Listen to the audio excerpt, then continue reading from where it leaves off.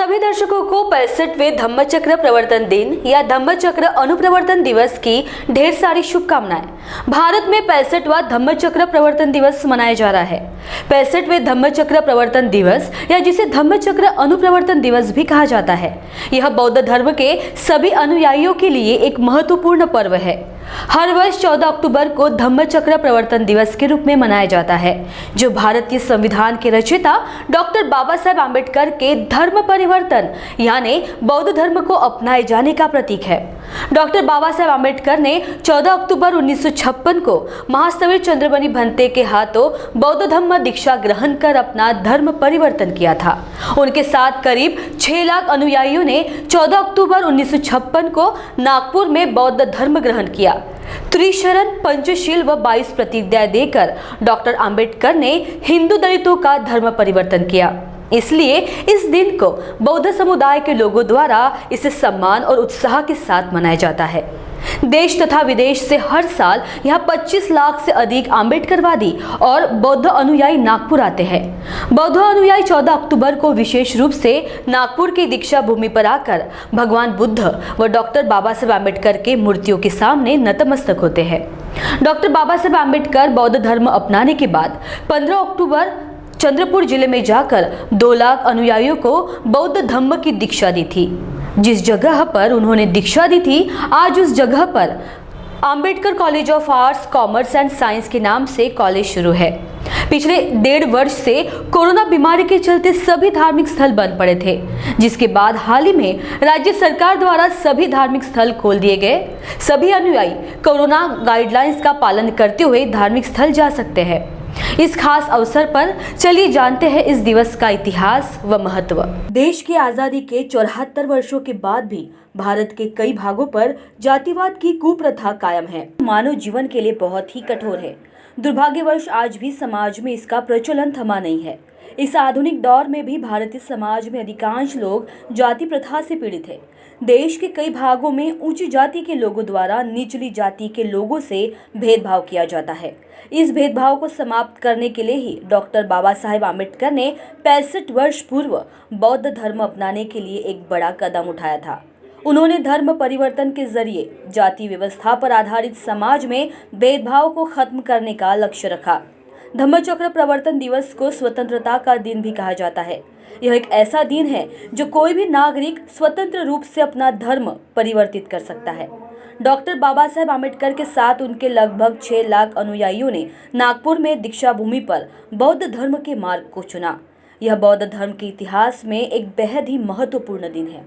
इस समुदाय के लोगों द्वारा हर्षोल्लास के साथ इस दिन को धम्मचक्र प्रवर्तन दिवस मनाया जाता है। हर वर्ष धम्मचक्र प्रवर्तन दिन के उत्सव को मनाने के लिए डॉक्टर बाबा साहेब आम्बेडकर के लाखों बौद्ध अनुयायी नागपुर की दीक्षा भूमि पर एकत्रित होते हैं। लोग एक दूसरे को धम्मचक्र प्रवर्तन दिवस की शुभकामनाएं देते हैं। इस दिन डॉक्टर आम्बेडकर के आदर्शों व मूल्यों को याद किया जाता है। इस दिन न्यू बुद्धिस्ट की प्रशंसा और सम्मान करने के लिए बड़ी संख्या में लोग इकट्ठा होते हैं। हालांकि इस साल भी पिछले साल की ही तरह कोरोना महामारी के प्रकोप के कारण उत्सव को सादगीपूर्ण ढंग से मनाया जाएगा। देश के कोने कोने से दीक्षा भूमि में आने वाले अनुयायियों को प्रवेश रहेगा, परंतु जो मेला लगता था उस पर निर्बंध लगाए गए हैं। डॉक्टर भीमराव अंबेडकर ने सामाजिक, आर्थिक, राजनीतिक, शैक्षणिक, धार्मिक, औद्योगिक, संवैधानिक क्षेत्र में कई ऐसे कार्य किए हैं जिन्हें भारत में हमेशा याद रखा जाएगा। भारत रत्न डॉक्टर भीमराव अंबेडकर ने अपने जीवन के 65 सालों में सामाजिक, आर्थिक, राजनीतिक, शैक्षणिक, धार्मिक, ऐतिहासिक, सांस्कृतिक, साहित्यिक, औद्योगिक, संवैधानिक आदि क्षेत्रों में अनगिनत कार्य करके राष्ट्र निर्माण में महत्वपूर्ण योगदान दिया, जिन्हें आज भी याद किया जाता है और आगे भी याद किया जाता रहेगा। डॉक्टर बाबा साहेब आम्बेडकर ने दलितों एवं दलित आदिवासियों के मंदिर प्रवेश, पानी पीने, छुआछूत, जाति पाति, ऊंच नीच जैसे सामाजिक कुरीतियों को मिटाने के लिए कार्य किए। 1927 में मनुस्मृति दहन किया। इसके अलावा 1928 में महाड़ सत्याग्रह दलितों को सार्वजनिक चौदार तालाब से पानी पीने और इस्तेमाल करने का अधिकार दिलाने के लिए किया गया एक प्रभावी सत्याग्रह माना जाता है। इस सत्याग्रह में हजारों की संख्या में दलित लोग एवं सवर्ण लोग भी सम्मिलित हुए थे। सभी लोग महाड़ के चौदार तालाब पहुंचे और डॉक्टर बाबा साहेब आम्बेडकर ने प्रथम अपने दोनों हाथों से उस तालाब में पानी पिया। फिर हजारों सत्याग्रहियों ने उनका अनुकरण किया। यह बाबा साहेब का पहला सत्याग्रह था। 1930 में नासिक सत्याग्रह। डॉक्टर बाबा साहेब आम्बेडकर ने नासिक के कालाराम मंदिर में यह सत्याग्रह किया था, क्योंकि भारत देश में हिंदुओं में ऊंची जातियों को जहां जन्म से ही मंदिर प्रवेश का अधिकार था, लेकिन हिंदू दलितों को यह अधिकार प्राप्त नहीं था। इस सत्याग्रह में करीब 15,000 दलित लोग शामिल हुए थे, जिनमें ज्यादातर महार समुदाय के थे और अन्य मांग व चमार थे तथा महिलाओं की इसमें भारी संख्या थी। 5 वर्ष 11 महीने एवं 7 दिन तक यह सत्याग्रह शुरू था। वह 1935 में येवला की गर्जना जैसे सामाजिक आंदोलन किए। बेजुबान, शोषित और अशिक्षित लोगों को जागरूक करने के लिए साल 1927 से 1965 के दौरान मूक नायक, बहिष्कृत भारत, समता, जनता और प्रबुद्ध भारत नामक 5 साप्ताहिक और पाक्षिक पत्र पत्रिकाओं का संपादन किया। उन्होंने छात्रावास, नाइट स्कूल, ग्रंथालयों और शैक्षणिक गतिविधियों के माध्यम से कमजोर वर्गों के छात्रों को अध्ययन करने और साथ ही आय अर्जित करने के लिए उनको सक्षम बनाया। सन 1945 में उन्होंने अपनी पीपुल्स एजुकेशन सोसाइटी के जरिए मुंबई में सिद्धार्थ महाविद्यालय तथा औरंगाबाद में मिलिंद महाविद्यालय की स्थापना की। हिंदू विधेयक संहिता के जरिए महिलाओं को तलाक, संपत्ति में उत्तराधिकार आदि का प्रावधान कर उसके कार्यान्वयन के लिए संघर्ष किया। आर्थिक, वित्तीय और प्रशासनिक में भी उनका महत्वपूर्ण योगदान रहा है।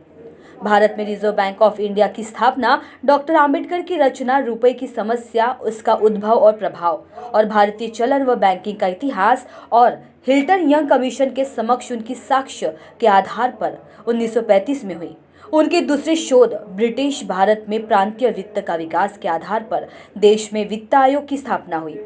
साल 1945 में उन्होंने देश के लिए जल नीति और औद्योगिकरण की आर्थिक नीतियां जैसे नदी नालों को जोड़ना, हीराकुंड बांध, दामोदर घाटी बांध, सोन नदी घाट परियोजना, राष्ट्रीय जलमार्ग, केंद्रीय जल और विद्युत प्राधिकरण बनाने के मार्ग प्रशस्त किए।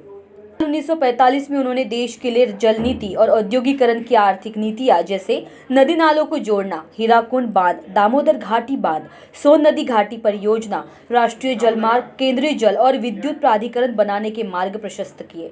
साल 1944 में प्रस्तावित केंद्रीय जल मार्ग और सिंचाई आयोग के प्रस्ताव को 4 अप्रैल 1945 को वायसराय की ओर से अनुमोदित किया गया और बड़े बांधों वाली तकनीकों को भारत में लागू करने हेतु प्रस्तावित किया। संविधान निर्माण में उनका योगदान अमूल्य है, जिसके बलबूते पर आज हमारे देश की नींव मजबूत है। उन्होंने समता, समानता, बंधुता एवं मानवता आधारित भारतीय संविधान को 2 साल 11 महीने और 17 दिन में तैयार करने का अहम कार्य किया।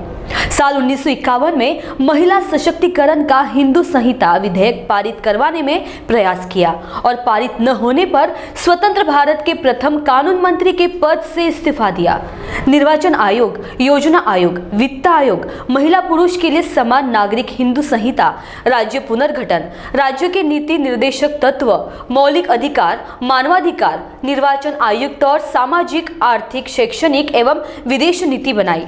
उन्होंने विधायिका, कार्यपालिका और न्यायपालिका में SC/ST के लोगों की सहभागिता सुनिश्चित की। डॉक्टर बाबा साहेब आम्बेडकर का योगदान अमूल्य है। देश के साथ साथ विदेश में भी बाबा साहेब के कार्यों की प्रशंसा होती है। आप सभी को फिर से एक बार 14 अक्टूबर की ढेर सारी शुभकामनाएं।